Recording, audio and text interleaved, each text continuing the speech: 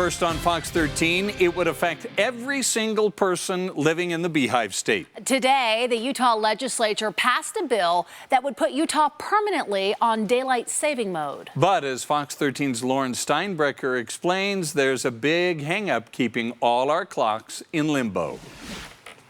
You're still going to have to set your clocks forward and back because even though the legislature passed that bill today, it all depends now what happens on a federal level. A few hundred clocks at least. Yes, there is. Each set to different hours and minutes. There's always something chiming like you can hear right now. So.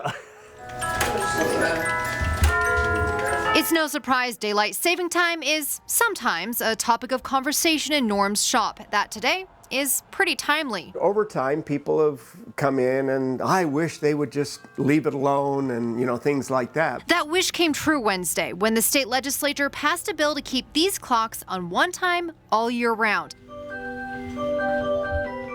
But there's no set date for it to take effect, mainly because right now it can't. The federal government doesn't allow states to permanently observe daylight saving. The state of Utah is stuck in making any decision. Utah Congressman Rob Bishop introduced legislation last year that would give states the power to do what they want. It has yet to move out of committee, which means time could keep ticking with no change for the state. Could drag out into the end of this year, in which case it wouldn't take effect until next year or a couple of years after that.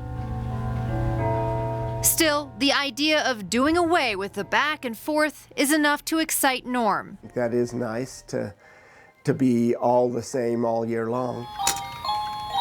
Even if the clocks here are on their own time anyway. Now that the bill has been passed, it goes to Governor Gary Herbert, who will either sign it or veto it. But of course, even after that, it all depends on what happens on that federal level. In Holiday, Lauren Steinbrecher, Fox 13 News, Utah.